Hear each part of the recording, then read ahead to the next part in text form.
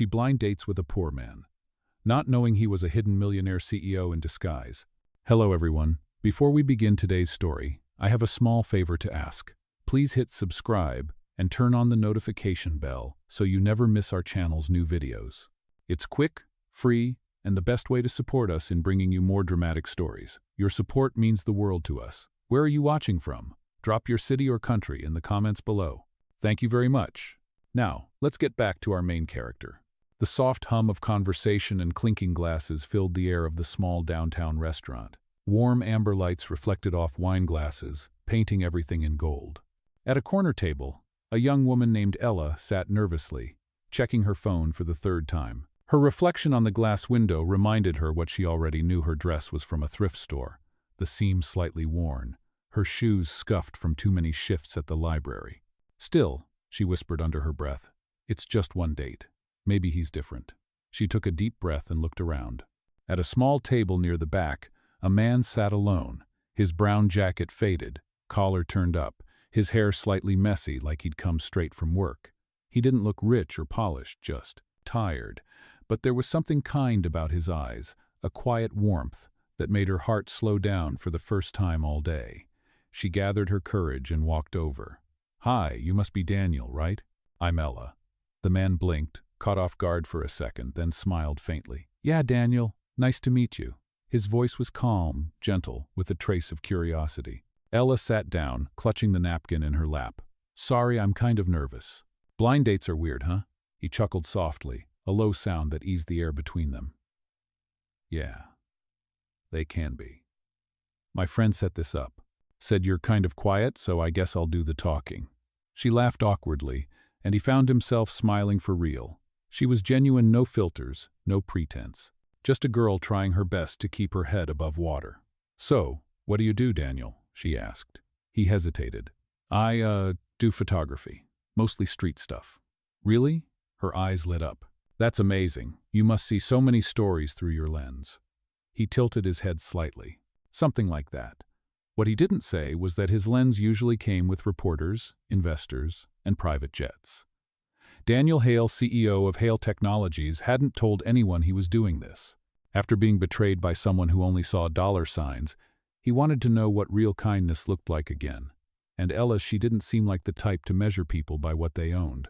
As they talked, she told him about her job at the city library, the budget cuts, her little brother's dream of becoming a musician, and how she sometimes stayed after hours to help kids read. Every word she said tugged at something in him he thought he'd lost. You're easy to talk to, he said quietly. She smiled, tucking a strand of hair behind her ear. That's good. I was worried you'd think I talked too much. No, he said, eyes softening. I like it. Their laughter blended with the quiet music of the restaurant. For a moment, the world outside didn't exist. No wealth, no titles, no masks. Just two people sharing a table that neither of them realized would change their lives forever. When the waiter brought the check, Ella reached for it instinctively. Let's split it, she said quickly. No, I've got it, Daniel replied. Please, she insisted, voice firm but kind. It's just dinner, not a test. He paused, then smiled again. Fair enough. As they walked out into the cool night air, a soft drizzle began to fall. Ella pulled her coat tighter, shivering slightly. Without thinking, Daniel offered her his old gray scarf. You'll freeze, he said. She took it, smiling shyly. Thank you. The city lights flickered around them, the rain painting halos on the pavement. What she didn't know was that this poor man she'd just met was about to turn her entire world upside down. The next morning, Ella woke up to the soft light slipping through her thin curtains. The scarf he had given her was still draped over the chair, faintly smelling like coffee and rain. She smiled despite herself, running her fingers over the frayed edge. Maybe Daniel was just another ordinary guy trying his best, like her. Still, something about the way he listened, the way his eyes softened when she spoke, had lingered in her mind all night. She brushed it off, grabbed her worn tote bag, and left for work. The city was already humming, buses sighing along the wet streets, steam rising from manholes like ghosts from the night before. At the library, she shelved books with practiced rhythm, her hands moving while her thoughts wandered. Jenny, her co-worker, caught her smiling and smirked. Someone had a good date, huh? Ella rolled her eyes. It was not like that, he is. Just nice. Nice is good, Jenny teased. Nice beats broken heartless. Ella laughed quietly, not realizing how true those words would become.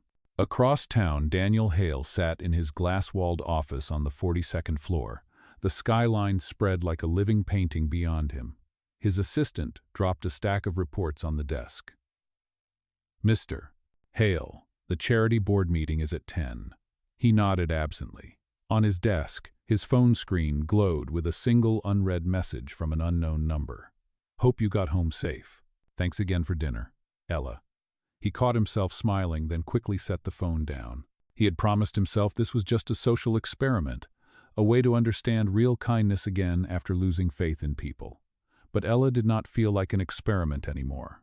That evening, rain returned, steady and soft. Ella stayed late at the library, cleaning tables in the children's reading room. The lights flickered once before going dark. She sighed. Great. Another fuse.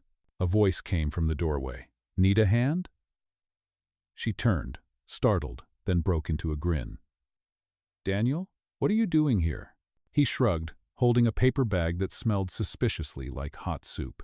"You said you worked here. Thought you could use dinner." "You really should not have," she said, though her stomach growled loud enough to betray her. He smiled, setting the bag on the counter. "Well, too late now." They sat on the floor between rows of books, sharing soup straight from the container, their laughter echoing softly in the empty room. "You know," she said, "most guys disappear after one date." "Maybe I am not most guys." "No," she admitted, "you are definitely not." Her voice lowered. "I like that you are real. No games, no fancy talk." His gaze drifted toward the window, where the rain streaked like silver threads. "Real is all I want to be." For a moment, the words hung between them, heavier than they should have been. She smiled, not knowing how literal his answer was. Before he left, she reached into her bag and handed him a small notebook. "You said you take photos of people's stories. Maybe this helps." He looked down. Inside were pages of her sketches, faces she had drawn from memory, strangers she had seen at bus stops, old couples reading together, street musicians playing for no one. "These are beautiful," he murmured. "They are just sketches." "No," he said, eyes meeting hers. "They are honest." When the door closed behind him, Ella felt a strange ache in her chest. Maybe this was what hope felt like, soft, uncertain, but alive. Outside, Daniel paused on the steps, the city's neon reflections rippling across his car window. He flipped open the notebook again, stopping at a small line she had written on the inside cover. "Kindness is the only wealth that multiplies when given away." He smiled to himself, whispering, "Maybe I finally found what money cannot buy." And somewhere between the rain and the hum of streetlights, both of them carried that thought into the night, unaware of how fate was already weaving their next meeting. Days turned into a quiet rhythm after that night. Ella and Daniel kept meeting by accident, or maybe by fate. A morning coffee run turned into shared pastries and laughter about spilled lattes. An evening walk through the park became long talks about dreams, art, and the strange way life tested people. Ella felt something shifting inside her, something she had not let herself feel in a long time. She tried not to think too much about it. After all, Daniel was just a man with a kind smile and old shoes who made her feel seen. But every time he looked at her, his eyes carried something deeper, something he tried to hide behind his gentle calm. One Saturday afternoon, Ella invited him to a small community fair hosted near the library. Children ran between booths painted in bright colors, and a local band played off-key songs that somehow made everyone smile. She worked the used book stall, laughing as she tried to organize paperbacks by genre while Daniel helped carry boxes. "You do this every year?" he asked, wiping a streak of dust from his arm. "Yeah," she said. "It is our way of keeping the library alive. We sell old books to fund new ones." He nodded, watching the way she interacted with everyone, never too tired to smile, never too proud to help. It humbled him. No gala, no boardroom meeting had ever felt as real as this. Later, when the fair ended and the crowd thinned, Ella handed him a cold soda. "You make a good volunteer," she teased. "Guess I have had practice pretending to help," he said quietly, half joking, half truth. She did not notice the flicker in his tone. As the sun dipped low, painting the sky amber and pink, Daniel glanced around at the laughter, the handmade decorations, the pure simplicity of it all. He had spent years building skyscrapers, expanding empires, chasing numbers that never filled the quiet at night. But here, Sitting beside a woman who found joy in the smallest kindness, he felt something close to peace. That night, he drove back to his penthouse. The elevator doors opened to polished marble floors, silent halls, and the cold echo of wealth. His assistant, Claire, was waiting near the desk. "Sir, the charity gala for Hale Foundation is next week. The press will expect your speech." He nodded absently. "Prepare it." She paused, studying him. "You seem lighter lately. Did something happen?" He hesitated, then smiled faintly. "Maybe I remembered what real people sound like." The following week passed faster than he expected. Work consumed his days, but Ella remained in his thoughts like a song he could not turn off. She texted him about little things: kids at the library drawing superheroes, her brother finally saving for a new guitar, a stray cat that refused to leave the front steps. He answered every message, sometimes with words, sometimes with silence that said more than words could. The night of the gala arrived, the ballroom glittering under chandeliers, guests dressed in designer gowns and tailored suits. Daniel stood backstage, adjusting his cufflinks, trying to remember why he had ever liked these events. Claire handed him the microphone. "Remember, keep it brief and charming." He nodded, his mind half elsewhere. When he stepped onto the stage, applause filled the room. "Good evening," he began, scanning the sea of faces. "Tonight we celebrate kindness, the kind that builds, the kind that changes lives. It is easy to write checks, but much harder to give your time, your heart, your honesty." His voice softened as he spoke. In the audience, near the back, he caught sight of a familiar face. Ella. She was standing beside one of the foundation volunteers, wearing a simple navy dress. Her eyes widened as she saw him under the spotlight. The realization hit her like a wave. Daniel Hale, the name printed on every banner behind him. The man she thought was a broke photographer was a millionaire CEO. Her chest tightened, and the world around her blurred. He saw the color drain from her face, and his heart sank. He had not meant for her to find out this way. But fate, it seemed, had chosen its moment. As the applause rose again, Ella turned and slipped through the ballroom doors, her breath trembling, the sound of her heels fading into the night. Daniel stood frozen on stage, the lights blinding, the crowd clapping, and for the first time in years, he wished he could trade every bit of his fortune for one more chance to tell the truth. The night air outside the ballroom was sharp and cool, carrying the faint echo of music that no longer felt like hers. Ella walked quickly through the marble corridor, her heels clicking against the floor, her chest tight with disbelief. Her mind kept repeating his name like a cruel whisper, Daniel Hale. She pushed open the glass doors, stepping out into the drizzle that painted streaks of silver across the city lights. Her fingers trembled as she pulled the scarf from her purse, the same old gray one he had given her that first night. She stared at it, realizing the irony. He had never been the man who needed warmth. He had only pretended to be. "Ella," his voice came from behind her, low and strained. She turned to see him running down the steps, jacket half unbuttoned, face pale. "Please, just let me explain." She shook her head, stepping back.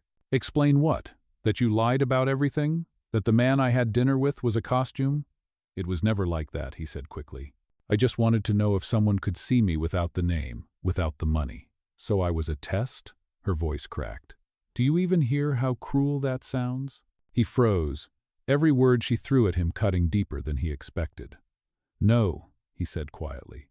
"You were the first person who made me feel human again." Rain slid down his face, or maybe tears, but she did not stay long enough to find out. "Good night, Mr. Hale," she whispered, the title sharp as glass.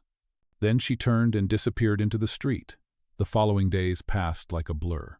Ella went to work, kept her head down, and pretended everything was normal.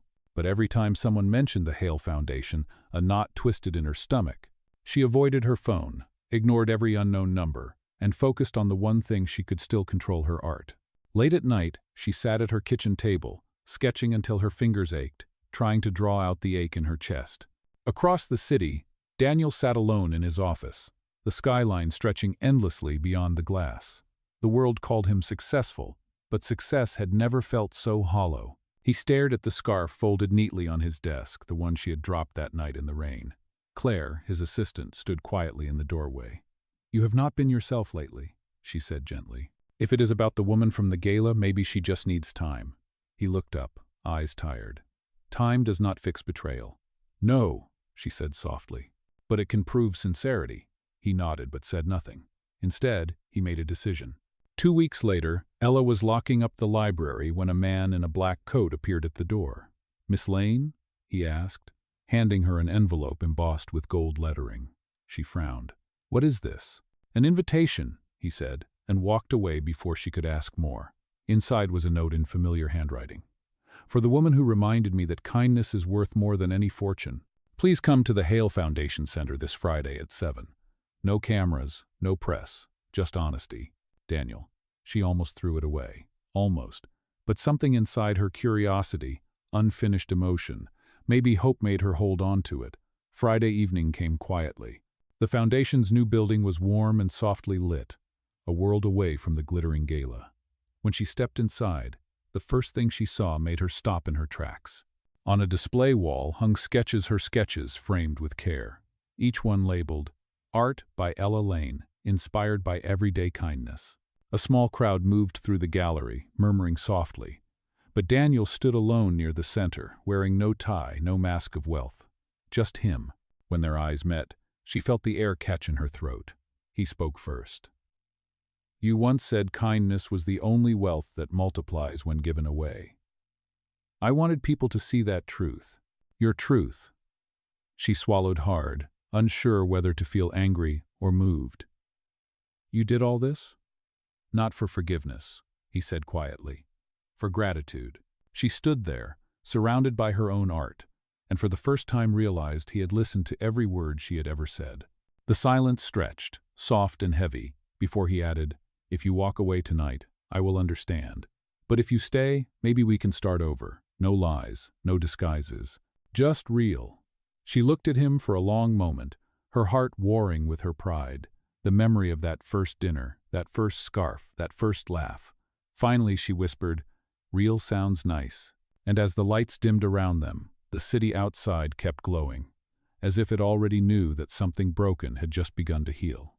The sound of soft applause echoed through the small gallery as guests began to leave, their voices fading like the last notes of a song. When the doors finally closed, only Ella and Daniel remained. The air between them was calm now, stripped of pride and fear, filled only with the quiet understanding that comes when two people finally stop pretending. Ella ran her fingers across one of her framed sketches, the pencil lines still raw and imperfect, much like their story. "You kept them," she said softly. Daniel nodded. "I did. Every piece reminded me of something real, something I forgot existed." She turned toward him, her voice steady but gentle. "You could have chosen any artist for this. Why me?" He smiled faintly. "Because you never saw me as a millionaire, or a project, or a headline. You saw me as a person. I wanted the world to see you the same way." She looked down, her hands trembling slightly. "I was angry," she admitted. "Not because of who you were, but because I believed in something that turned out to be half a lie." Daniel stepped closer, keeping his voice low. "Then let me spend the rest of my life proving the other half was true." She blinked back tears, unsure whether to laugh or cry. The gallery lights flickered softly, reflecting off the glass frames like stars on water. Somewhere between the silence and their slow breathing, forgiveness found its way in. Over the next few weeks, Ella began working with the Hale Foundation as an art director for community outreach. She organized workshops for children, painted murals in underfunded schools, and launched programs that made art accessible to everyone. Daniel often joined quietly, dressed in plain clothes, blending into the background as she shined in her element. One afternoon, she found him sitting cross-legged on the floor of a classroom, surrounded by kids covered in paint and laughter. "You look like you lost a business meeting," she teased, leaning against the doorway. He laughed. "Maybe I found something better." She watched him hand a paintbrush to a little boy and realized how different he was now, lighter, freer, finally living without the armor of wealth. That night, as they walked along the city pier, the sunset spilling gold across the water, Daniel stopped and looked at her with the same warmth he had that first night in the restaurant. "You know," he said quietly, "for years I thought success meant building towers higher than anyone else. But you built something inside me that I never knew was missing."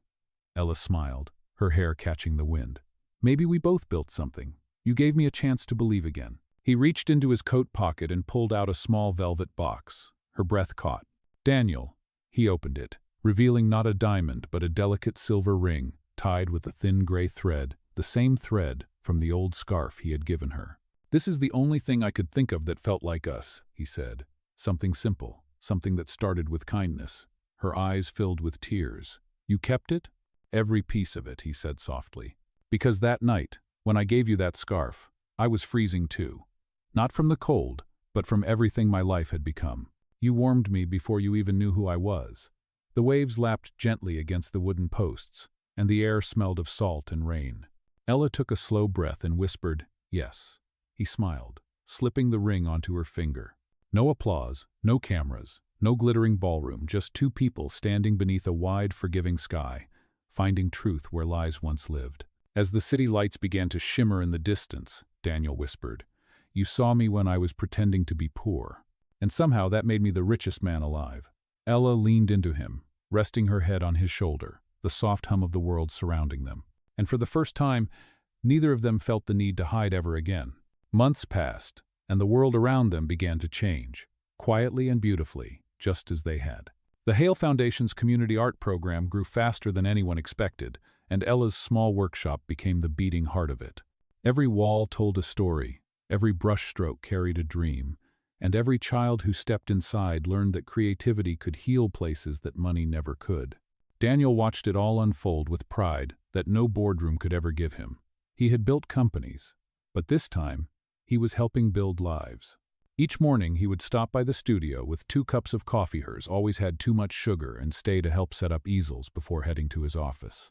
They fell into an easy rhythm, one that felt less like a romance and more like a partnership built on trust, laughter, and shared purpose. But life, as always, tested even the strongest foundations. One afternoon, a major investor from Daniel's company stormed into his office, furious. "You are pouring company funds into art projects instead of expansion. We are losing shareholders," he snapped. Daniel looked up calmly. "We are not losing shareholders. We are redefining what it means to have value." The man scoffed. "You are letting that girl cloud your judgment." Daniel's eyes hardened. "Her name is Ella. And she reminded me why I started this company, to make life better, not just richer." The argument spread like wildfire through the media within days. "CEO's heart rules over his wallet," one headline mocked. "Hale's $1 million girlfriend turns philanthropy fantasy into financial risk," another claimed. The tabloids spun stories filled with envy and speculation, painting Ella as a manipulative artist chasing fortune. When she saw the articles, her hands went cold. "They are blaming you because of me," she whispered, looking at Daniel across the table. "Let them," he said firmly. "The truth always outlasts noise." But the noise grew louder. Protesters gathered outside the foundation gates, cameras flashed wherever she went, and donors began to pull back. One evening, she found Daniel on the rooftop of the foundation building, staring at the city lights. "This is my fault," she said quietly. "You could lose everything." He turned to her, his voice steady, but full of fire. "Everything I have built was meant to serve people like you. If it cannot survive doing what is right, then it deserves to fall." She felt tears sting her eyes. "You cannot fight the whole world for me," he smiled softly.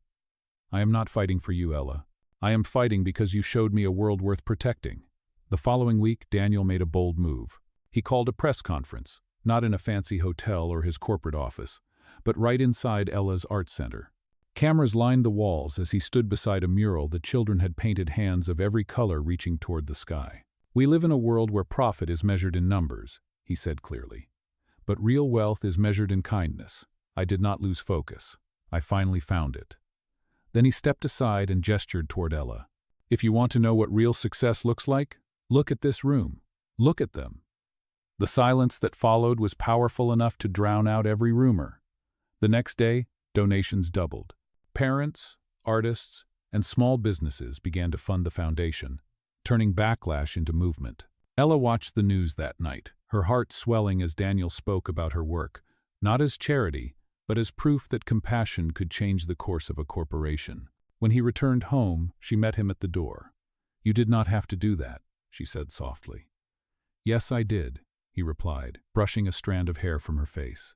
"Because you once told me kindness multiplies when given away. I just gave it back." Under the quiet glow of the city, she leaned against him, feeling the world slow down. It was not the fairy tale kind of love, but something deeper, a love that had been tested by truth, sharpened by pain, and strengthened by courage. Together, they stood there, no disguises left, only the simple, undeniable proof that what they built was real. The weeks that followed were quieter, but change was still in the air. The headlines that once mocked Daniel slowly shifted their tone. People began to see the truth behind his choices, not as scandal, but as courage. The Hale Foundation thrived again, not from corporate backing, but from community support. Ella often found herself lost in the rhythm of her days painting, teaching, and building projects that connected strangers through art. She would glance up sometimes and catch Daniel watching from the doorway, coffee in hand, that familiar small smile on his face. Life was simple, yet full, but beneath that peace, a new storm was forming. One cold morning, Daniel received an urgent call from the board of directors. They wanted him to step down as CEO. "Your emotional decisions have jeopardized the company's image," the chairman said bluntly. Daniel's jaw tightened. "My decisions gave it a soul." "You are a liability now," the man replied. "You can either resign gracefully or face a public vote." The words hung heavy in the air. That night, Daniel returned home later than usual. Ella was waiting at the kitchen counter, sketching plans for a mural at the children's hospital. She looked up and saw the weight in his eyes. "What happened?" he exhaled slowly. "They want me out." Her pencil froze mid-line. "Because of me? Because I stopped pretending," he said quietly. She walked to him, touching his sleeve. "You do not have to prove anything anymore. Maybe this is your chance to start fresh, to build something on your own terms." He smiled faintly, brushing his thumb over her hand. "You always find light in the dark? Do you know that?" The following day, Daniel walked into the boardroom for the final meeting. The tension was thick, cameras waiting just outside the glass doors. When asked for his closing statement, he stood tall and spoke evenly. "If leading with compassion means losing power, then I accept it. Because leadership without empathy is just control." He signed the resignation papers, slid them across the table, and walked away without looking back. Outside, reporters swarmed, microphones flashing like lightning, but he did not stop. He simply took a deep breath of the cold morning air and smiled. Freedom, for the first time, felt real. Back at the foundation, Ella was hanging new artwork on the gallery wall when she heard the door open. She turned and saw him standing there. No tie, no briefcase, just a calm she had never seen before. "It is done," he said. "I am officially unemployed." She smiled, setting her brush down. "Then maybe it is time you finally take one of my classes." He laughed, a deep, genuine sound. "Do I need to bring supplies?" "Just your heart," she said softly. They spent that afternoon painting together for the first time. Daniel's strokes were rough, hesitant, but honest. "It is terrible," he admitted, studying his canvas. "It is perfect," Ella replied. "Because it is you." The sun dipped low, casting warm light through the tall windows, and for a moment, it felt as if the whole world paused just to watch them. Over the next few months, Daniel invested his time and energy into expanding the foundation. Instead of board meetings, he sat with community leaders and local artists, turning ideas into real change. Ella watched him evolve not as a man of wealth, but as a man of purpose. One evening, as they cleaned brushes side by side, she whispered, "Do you ever miss it? The power, the status?" He paused, thinking. "Sometimes I miss the noise," he said, "but then I look around and realize I finally hear the quiet, and that is worth everything I left behind." She reached for his hand, their fingers still stained with paint, and smiled. "Then we are both rich in the only way that matters." Outside, the night was calm, and the city lights shimmered against the river. For Daniel and Ella, it was no longer about disguises or redemption. It was about the life they had built from truth, brushstroke by brushstroke, choice by choice, until love itself became their masterpiece. Seasons shifted, and life began to take on a rhythm that felt both ordinary and extraordinary. Daniel and Ella had built something real, not from contracts or promises, but from small daily choices, the way he always brought her coffee before sunrise, the way she left sketches tucked inside his briefcase, reminders that art and love could still exist in a world obsessed with numbers. The Hale Foundation had grown into a national movement, spreading art programs across schools and shelters, proving that kindness could, in fact, change lives. One evening, as they closed up the main center, Ella walked out onto the balcony overlooking the city. The skyline shimmered under the orange glow of dusk. Daniel joined her, slipping his arm gently around her shoulders. "Hard to believe this all started because of one blind date," she said with a small laugh. He smiled. "Hard to believe you did not run away after you found out who I was." She looked up at him, teasing. "I tried. You chased. I would chase you again," he said softly. Every single time. The wind carried their laughter into the night, the same city that had once separated them now cradling their story. But life, in its quiet way, never stops testing what is strong. A storm hit the city that winter, a powerful one that flooded parts of downtown and damaged the foundation's main center. When Ella arrived the next morning, the floor was covered in water, and some of the children's paintings were destroyed. She stood there in silence, tears stinging her eyes as she picked up a soaked sketch from the floor. Daniel walked in moments later, taking in the sight. "We can fix this," he said immediately, rolling up his sleeves. "It is just a building, Ella." She shook her head. "It is more than that. This was their place, their safe space." He stepped closer, his voice firm but kind. "Then we rebuild it. Bigger, stronger, and more beautiful. That is what you taught me, remember? That broken things can still be made whole." The following weeks were exhausting. Volunteers came together from every corner of the city, students, parents, even strangers who had once read about their story online. Donations poured in again. Not from corporations this time, but from ordinary people who believed in what the center stood for. Daniel worked side by side with them, hammering boards, painting walls, hauling supplies. Reporters showed up, but he waved them off. "No interviews," he said. "Let the story be about them." Ella watched him one afternoon as he knelt beside a child painting a mural on the newly repaired wall. The boy asked, "Mister, were you always an artist?" Daniel smiled. "No, but I fell in love with one." The boy giggled, and Ella felt warmth spread through her chest. Months later, when the new center reopened, it was brighter than before. On the main wall, above the entrance, hung a massive mural painted by every volunteer who had helped rebuild. In the center of it was a simple phrase in Ella's handwriting: "Kindness rebuilds what the world breaks." During the reopening ceremony, the crowd cheered as Daniel took the stage, his voice steady and full of gratitude. "This place is proof that we do not have to be powerful to make a difference," he said. "We just have to care enough to start." When the applause faded, he turned toward Ella standing near the front, her eyes glistening. "You once told me that kindness multiplies when shared. I think we just proved it." Later that night, after everyone had gone, they stood together under the mural. The lights inside cast a soft glow over their faces, and Daniel reached for her hand. "We built this together," he said quietly. "Every mistake, every chance, every piece of hope." She smiled, leaning her head against his shoulder. "And it was worth every storm." Outside, snow began to fall, soft and slow, covering the city in white. The world had tested them, broken them, and then let them rise again. And in that stillness, surrounded by art, laughter, and the echo of every hand that had helped rebuild, they finally understood the richest thing they had ever created was not the foundation, not the gallery, not even their success. It was the life they had painted together, one brushstroke of truth at a time. The year turned quietly, bringing a new spring to the city that had witnessed their entire story unfold. The art center thrived like never before, filled with the laughter of children, the hum of creativity, and the smell of fresh paint that seemed to promise new beginnings. Ella and Daniel had found a rhythm between purpose and love that felt effortless, as if all the storms they had weathered were merely rehearsals for this piece. One morning she arrived early to the center and found him standing alone in front of the mural. His hands were in his pockets, his gaze distant but calm. "Do you ever think about that night?" she asked softly, stepping beside him. He smiled without looking away. "The blind date?" "Yes," she said, laughing quietly. "If someone had told me the man who forgot his wallet that night was actually a millionaire in disguise, I would have thought they were crazy.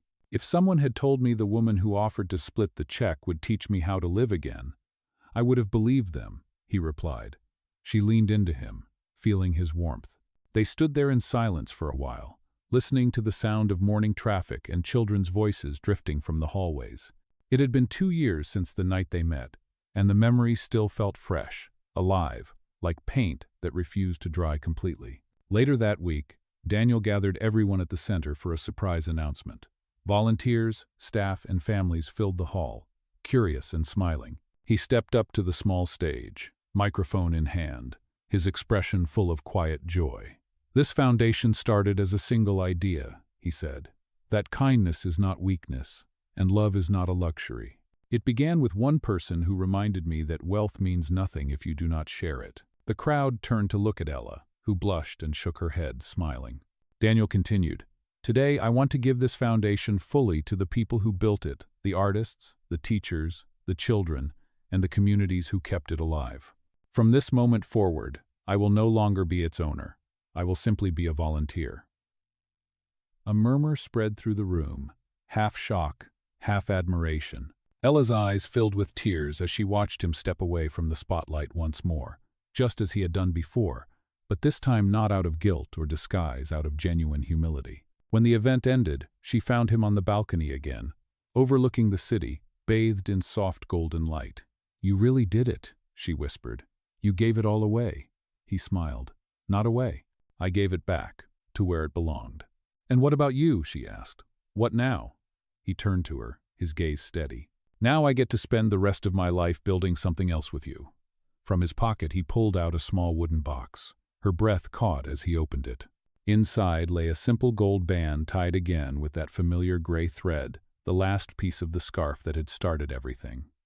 "You once said that real love does not need proof, just truth," he said softly. "So here is mine." She covered her mouth, tears spilling freely now. "Daniel, marry me," he said. "No disguises this time. No secrets, just us." Her answer came in a whisper that trembled with joy. "Yes, 1,000 times yes." The crowd below, unaware of the quiet miracle happening above, kept working, laughing, and painting, as if life itself was blessing them. Months later, the art center hosted a small wedding filled with the very people they had helped, children carrying wildflowers, volunteers stringing lights across the ceiling, and a local band playing soft jazz. When Ella walked down the aisle in a simple ivory dress, Daniel waited for her under the mural that read, "Kindness rebuilds what the world breaks." As they exchanged vows, the city outside glowed brighter, the same city that had once seen them as strangers now witnessing them as partners, equals, and proof that love built on honesty never fades. When he kissed her, it was not just a promise. It was the closing line of a story that had started with a mistake and ended with truth. And as the night settled in, the lights of the foundation shone high over the skyline, a quiet reminder that one act of kindness, one blind date, and one brave heart could change everything forever.